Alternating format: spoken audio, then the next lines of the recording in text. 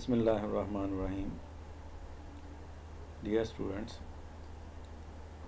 today is the second lecture of the week. Chapter nucleophilic substitution reaction वही continued है. आज जो topic हम डिस्कस करेंगे that is the factor affecting SN1 reaction. SN1 reaction किन basically हम rate of SN1 reaction की बात कर रहे हैं. सो वो फैक्टर देखेंगे जो रेट ऑफ SN1 रिएक्शन को अफेक्ट कर सकते हैं. कोर्स ऑर्गेनिक केमिस्ट्री 2 है. आप मेरे होनहार स्टूडेंट हैं, that is MSc chemistry second, और my name is doctor Tahir मकबूल.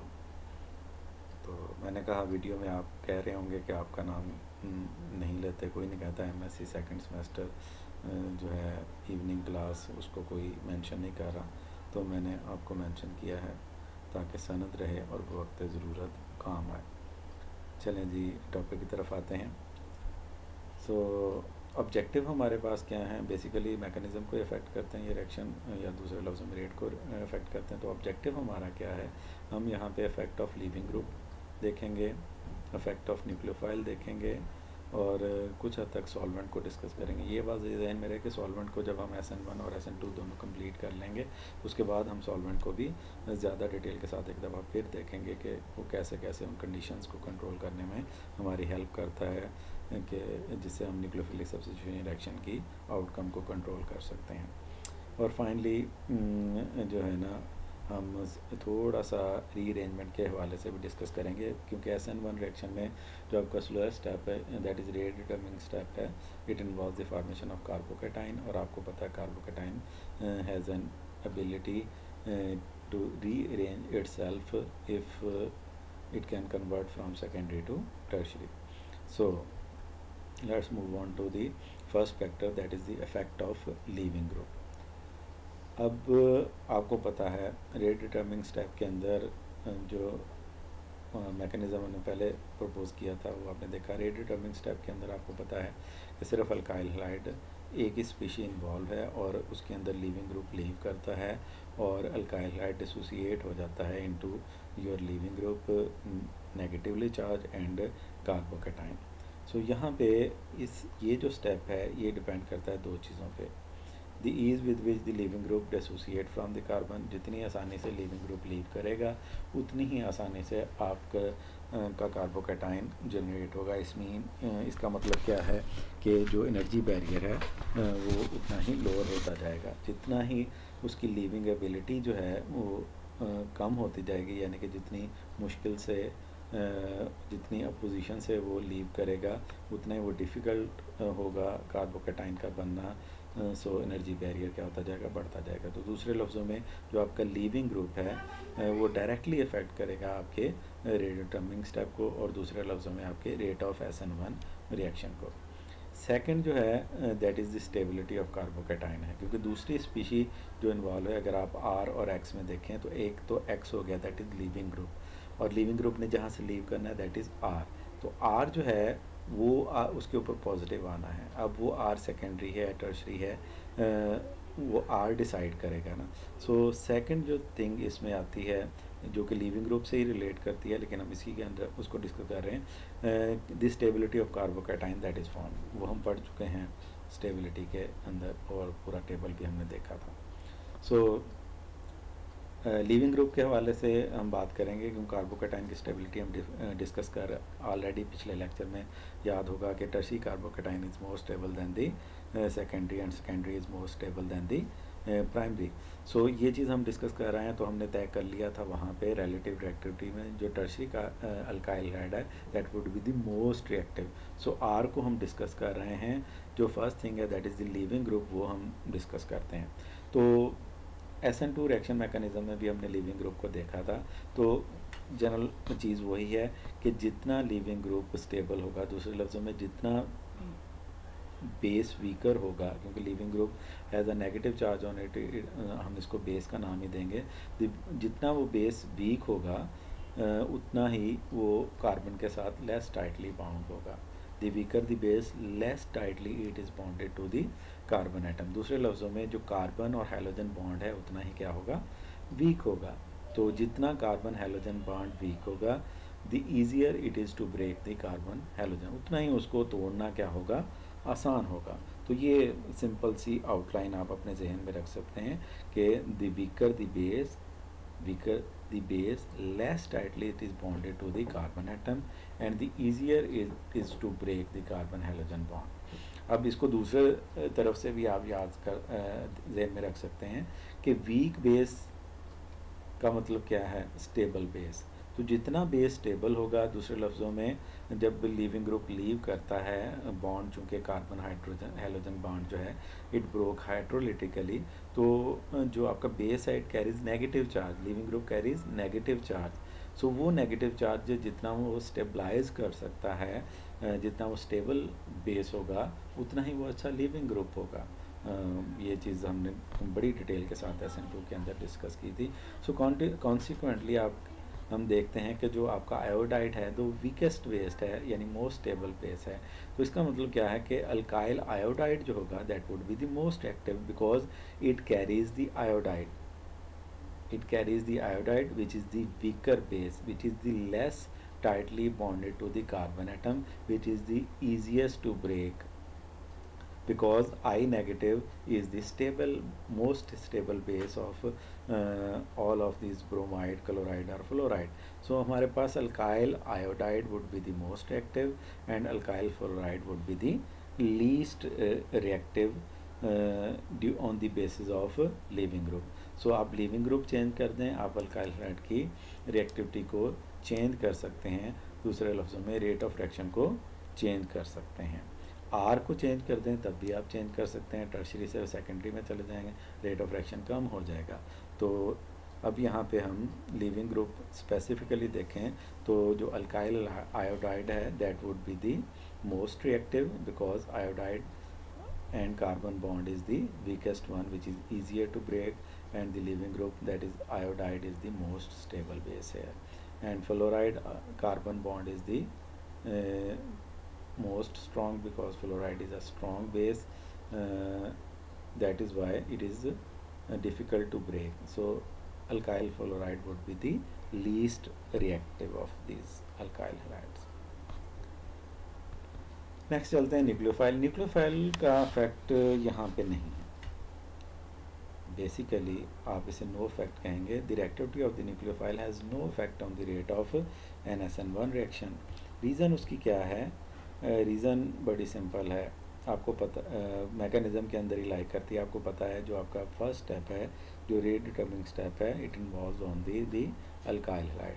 अब जब अल्काइल हैलाइड लीविंग ग्रुप उससे चला जाता है, कार्बोकैटाइन बन जाता है, देन आपका जो न्यूक्लियोफाइल है वो उसका रोल शुरू होता है। यानी कि पिक्चर में जो पहली एंट्री है वो अल्काइल हैलाइड की है, अल्काइल हैलाइड वहाँ पे हीरो है। तो जो साइड हीरो है या हीरो के अब्बे का रोल जो है वो बाद में आता है, वो मेजर रोल नहीं है। तो nucleophile comes into play after the rate determining step. तो जो न्यूक्लियोफाइल आ ही रेट डिटर्मिनिंग स्टेप से है तो उसकी आप रिएक्टिविटी को कम कर दें, स्ट्रॉन्ग न्यूक्लियोफाइल ले हैं या वीक न्यूक्लियोफाइल ले हैं, तो रेट ऑफ रिएक्शन जो SN1 का है उसके ऊपर कोई फ़र्क नहीं पड़ेगा। थर्ड थिंग जो है दैट इज़ द सॉल्वेंट। ज़्यादातर रिएक्शन जो हम SN1 रिएक्शन की बात कर रहे हैं उनके अंदर आपका सॉल्वेंट ही आपका न्यूक्लियोफाइल होता है। ये टेबल एक दफ़ा फिर आ गया है, आप लोग उम्मीद है कि इस टेबल से चिढ़ गए होंगे या फिर आप ये सोच रहे होंगे कि ये डॉक्टर साहब जो है ना बार बार इस टेबल को ले आते हैं, पता नहीं इस टेबल के साथ इनका कोई जज्बाती लगाव है। ऐसी कोई बात नहीं है। दोबारा इसलिए दिखाता हूँ ताकि आपको पिछला लेक्चर खोल के दोबारा इस टेबल को ना देखना पड़े और आपको ये टेबल पक्का हो जाए। तो यहाँ पे अगर हम देखें तो ये हमने न्यूक्लियोफाइल भी वाटर है और आपका जो सॉल्वेंट है वो भी वाटर है। तो ये रिएक्शन बेसिकली जो रिलेटिव रेट हैं वो वाटर के साथ रिएक्शन है। So here water serve as both the nucleophile and the solvent. अब यहाँ पे एक टर्मिनोलॉजी आती है सॉल्वलाइसिस। जब हम कोई भी रिएक्शन जिसके अंदर सॉल्वेंट ही एज अ रिएक्टेंट एक्ट कर रहा हो, दूसरे लफ्ज़ों में आप अपने सबस्ट्रेट को सॉल्वेंट के साथ रिएक्ट करवा रहे हो, हम उसको सॉल्वलाइसिस का भी नाम देते हैं। तो बेसिकली ये टेबल रेट ऑफ सॉल्वलाइसिस को भी रिप्रेजेंट करता है, जो कि अल्काइल ब्रोमाइड और वाटर के दरमियान रिएक्शन को शो कर रहा है। अब इस सॉल्वेंट के इफेक्ट, सॉल्वेंट बड़ा ही की रोल है जब SN1 और SN2 का कंपटीशन होता है। तो इसका इफ़ेक्ट कैसे होता है, हमने काफ़ी सारी चीज़ें पढ़ी थी जब हमने, याद होगा, SN2 रिएक्शन के फैक्टर्स पढ़े थे, उसमें हमने एप्रोटिक और गैसियस फेज रिएक्शन पढ़े थे। तो एप्रोटिक सॉल्वेंट का हमने काफ़ी डिटेल के साथ जिक्र किया था। इसको फर्दर भी हम एक्सप्लेन करेंगे कमिंग लेक्चर्स के अंदर। तो फिलहाल आप इतना याद रखें कि जो सॉल्वेंट है वो बेसिकली एज अ न्यूक्लियोफाइल के तौर पे भी एक्ट कर रहा है। तो रेट ऑफ रिएक्शन बेसिकली ये रेट ऑफ सॉल्वोलाइसिस होता है। क्योंकि ये न्यूक्लियोफाइल है और जिस तरह न्यूक्लियोफाइल इफेक्ट नहीं कर रहा आपके रेट डिटर्मिनेंट स्टेप को, तो इसका भी वही सेम पैटर्न। आगे चलते हैं जी। हमने कहा था कार्बोकैटाइन अगर इन्वॉल्व है तो उसके अंदर एबिलिटी है कि वो सेकेंडरी से टर्शरी में या प्राइमरी से सेकेंडरी से टर्शरी में जा सकता है डिपेंडिंग अपॉन द स्टेबिलिटी। क्योंकि सेकेंडरी कार्बोकैटाइन जब देखता है इधर उधर, अगर वो किसी हाइड्रोजन की कुर्बानी दे के या किसी मिथाइल ग्रुप की शिफ्ट से वो सेकेंडरी से टर्शरी में चला जा सकता है, तो उसकी प्रायोरिटी अपने आप को रीअरेंज करना ही होती है। सो इसका मतलब है carbocation has got the ability to undergo rearrangements in order to get the more stable. If such thing happens then what, SN2 reaction अगर हम करें एक अल्काइल हैलाइड का, उससे जो प्रोडक्ट बनेगी वो डिफरेंट होगी उसी सेम अल्काइल हैलाइड का अगर आप SN1 रिएक्शन करें। So SN2 reaction of the same alkyl halide can produce different constitution isomer as product. इसकी रीज़न क्या है कि SN2 रिएक्शन और SN1 रिएक्शन में बेसिक डिफरेंस क्या है कि SN2 रिएक्शन के अंदर there is no intermediate formation, आपके पास कार्बोकैटाइन बनता ही नहीं है।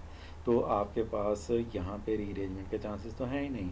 लेकिन SN1 रिएक्शन कार्बोकैटाइन बनता है, रीअरेंजमेंट के चांसेस हैं। तो इसका मतलब क्या है कि अगर आप सेम अल्काइल हैलाइड लें तो उसको अगर आप SN2 रिएक्शन अप्लाई करें मैकेनिज्म, तो प्रोडक्ट डिफरेंट हो सकती है देन दी अगर आप उसके ऊपर SN1 रिएक्शन मैकेनिज्म अप्लाई करें, तो आपके पास डिफरेंट कॉन्स्टिट्यूशनल आइसोमर्स बन सकते हैं। कॉन्स्टिट्यूशनल आइसोमर्स का आपको पता है कि these are the isomer which differ in the way their atoms are connected. यहाँ पे कनेक्शन का डिफरेंस हो सकता है, ये स्टीरियो आइसोमर्स की बात नहीं हो रही, ये बात जहन में रहे। यहाँ पे कॉन्स्टिट्यूशनल आइसोमर्स की बात हो रही है। Constitutional isomers are the isomers which differ in the way their atoms are connected to each other like ethanol and diethyl ether. तो यहाँ पे जो है रीअरेंजमेंट अगर होगी तो SN2 रिएक्शन और SN1 रिएक्शन, इनकी प्रोडक्ट आपस में एक दूसरे से डिफरेंट हो सकती हैं। इसको हमने दो एग्जाम्पल से एक्सप्लेन किया है। पहली एग्जांपल अगर आप देखें तो यहाँ पे हमने 2-bromo-3 मिथाइल ब्यूटेन लिया है। अब ये अगर माशाल्लाह आप काफ़ी समझदार हैं, तो this one is the secondary alkyl halide. अब सेकेंडरी अल्काइल हैलाइड में हमने हार्ड एंड फास्ट रूल नहीं बनाया कि वो SN1 ही देगा या SN2 ही देगा। तो अगर हम इस alkyl halide that is same alkyl halide लें, that is 2-bromo-3 methyl butane, तो SN2 रिएक्शन करें by using strong nucleophile that is hydroxyl group, तो हमारे पास जो प्रोडक्ट बनेगी, जाहिर बात है यहाँ पे हाइड्रोक्सल ग्रुप उसी कार्बन के ऊपर अटैच होगा जिस पे लीविंग ग्रुप लगा हुआ है, क्योंकि SN2 reaction is a concerted reaction, it involves only the single step. तो यहाँ पे आपके पास हाइड्रोक्सल ग्रुप उसी कार्बन के ऊपर अटैच होगा जिस कार्बन पे लीविंग ग्रुप लगा हुआ है।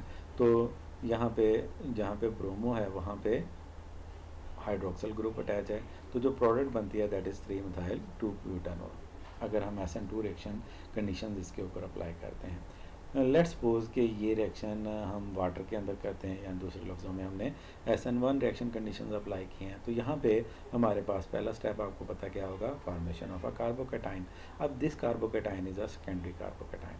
अब ये कार्बन जो है ये इस कार्बन और इस कार्बन के साथ लिंक्ड है। अगर यहाँ से इस कार्बन से एक हाइड्रोजन इधर शिफ्ट हो जाए तो ये कन्वर्ट हो जाएगा प्राइमरी कार्बोकैटाइन में, जो कि पॉसिबल नहीं है क्योंकि primary carbocation is less stable then the secondary one. लेकिन अगर ये हाइड्रोजन, दिस हाइड्रोजन, ये कार्बन जो है इस कार्बन से इस कार्बन के ऊपर शिफ्ट हो जाए, यानी ये कार्बन इस कार्बन को रिक्वेस्ट करे कि बीबी प्लीज़ अपना हाइड्रोजन मुझे दे दो, मेरे ऊपर पॉजिटिव चार्ज है, और जवाब में ये कार्बन कहे कि अगर मैं अपना हाइड्रोजन दे दूँ तो तुम मेरे ऊपर पॉजिटिव चार्ज आ जाएगा, तो फिर ये आगे से उसको कन्विंस करे कि अगर मेरे ऊपर पॉजिटिव है तो हम सेकेंडरी हैं।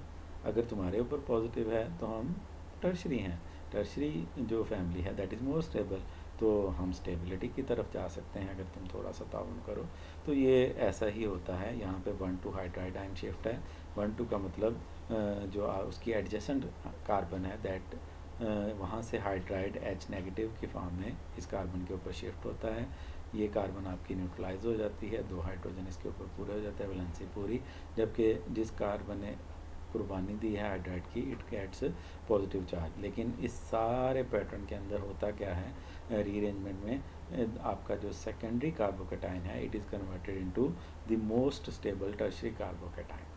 अब वाटर जो है वो अब अटैक करेगा, तो अब वो जब अटैच होगा तो वो उस कार्बन के ऊपर अटैच नहीं होगा जिस कार्बन पे लिविंग ग्रुप मौजूद है, बल्कि ये अब टर्शरी कार्बन के ऊपर अटैच होगा। और प्रोटॉन ट्रांसफ़र के बाद जो आपके पास फाइनल प्रोडक्ट बनेगी उसमें हाइड्रोक्सिल ग्रुप जो होगा that is present on this carbon. अब अगर इन दोनों को हम आईयूपिक नेम दें तो यहाँ पे हमारे पास 2-methyl-2-butanol है और यहाँ पे आपके पास 3-methyl-2-butanol है। इन दोनों का मॉलिक्यूलर फार्मूला आपस में सेम है। ये डिफ़र कर रहे हैं in the way the hydroxyl group connected. यहाँ पे हाइड्रोक्सिल ग्रुप उस कार्बन के ऊपर कनेक्टेड है जहाँ जिसके ऊपर मिथाइल ग्रुप है। तो ये दोनों आपस में क्या हैं, कॉन्स्टिट्यूशनल आइसोमर्स हैं। So same alkyl hide by applying SN1 conditions has given 2-methyl-2-butanol. By applying SN2 condition it has given 3-methyl-2-butanol. Reason, the rearrangement of the carbocation, because SN1 के अंदर आपके पास कार्बोकेटाइन बन सकता है जिसके अंदर एबिलिटी है कि वो खुद को क्या कर सके, रीअरेंज कर सके। Here is another example। कहानी सारी सेम है जो हम बताए हैं। यहाँ पे हमारे पास 3-bromo-2,2-dimethyl-butane हमने ली है। सो SN2 कंडीशन अप्लाई की हैं, same carbon atom having bromo, उसी के ऊपर आपके अल्कोहल बनी है और हाइड्रोक्सिल ग्रुप अटैच हुआ है। तो आपके पास यहाँ पे 3,3-dimethyl-2-butanol प्रोडक्ट बनी है। But if we apply SN1 condition that is water as a nucleophile, तो यहाँ पे आपके पास चूँकि ये सेकेंडरी अल्काइल हाइड है तो आपके पास जो बनने वाला कार्बोकेटाइन है वो भी सेकेंडरी है। अब ये इस तरफ तो नहीं शिफ्ट हो सकती, डिस्कशन हम कर चुके हैं, ये प्राइमरी बनेगा। तो यहाँ पे इस कार्बन के पास देखती है तो इसके पास हाइड्रोजन नहीं है, तो यहाँ पे समझ लें बड़े जानवर की कुर्बानी इससे मांगती है। हाइड्रोजन होता है तो आप कह लें कि छोटा जानवर है। अब ये मिथाइल की कुर्बानी मांगती है, तो यहाँ पे 1,2-मिथाइल शिफ्ट होती है जो कि इस पूरे मालिक्यूल को सेकेंडरी कार्बोकेटाइन से किस में ले जाती है, टर्शरी कार्बोकेटाइन पे। तो ये मिथाइल ग्रुप जो है ये अपने इलेक्ट्रॉन समेत इस कार्बन के ऊपर शिफ्ट हो जाता है। इसको हम क्या नाम देते हैं, 1,2-मिथाइल शिफ्ट। वहाँ पे हमने क्या किया था, 1,2-हाइड्राइड शिफ्ट कहा था। So this whole process leads to the formation of a tertiary carbocation. So यहाँ पे रीअरेंजमेंट हुई है। अब फर्दर रिएक्शन प्रोसीड करता है। आपको पता है ये फास्ट स्टेप्स हैं। वाटर मॉलिक्यूल अटैक होगा उसी कार्बन पे जिसके ऊपर पॉजिटिव चार्ज है। तो यहाँ पे हमारे पास जो अल्कोहल बनेगी दैट इज़ 2,3-dimethyl-2-butanol। अब ये दोनों आपस में क्या हैं, कॉन्स्टिट्यूशनल आइसोमर हैं, having same molecular formula but different connectivity. So ये सेकंड एग्जांपल थी। अब इसमें रीअरेंजमेंट में क्या हुआ, 1,2-मिथाइल शिफ्ट हुआ। सो अंडरलाइन रीज़न क्या है आपके पास कि जब भी आपके पास SN1 कंडीशंस होंगी there would be chances of formation of carbocation and there would be chances of rearrangement. So आप सेम अल्काइल हाइड में SN2 रिएक्शन से डिफरेंट प्रोडक्ट बनती है और SN1 से उसका दूसरा कॉन्स्टिट्यूशनल आइसोमर्स बनता है। सो यहाँ तक फैक्टर्स के लिए जितनी चीज़ें थी वो हमने डिस्कस कर ली हैं। टेक्स्ट फर्दर डिटेल टेक्स्ट के लिए आप ऑर्गेनिक केमिस्ट्री पॉला या ब्रूस या पॉला बाय ब्रूस की बुक को कंसल्ट कर सकते हैं। होप आपको ये लेक्चर समझ आ गया होगा। मज़ीद जब आप इसकी डिटेल पढ़ेंगे इस बुक में से तो एवरीथिंग वुड बी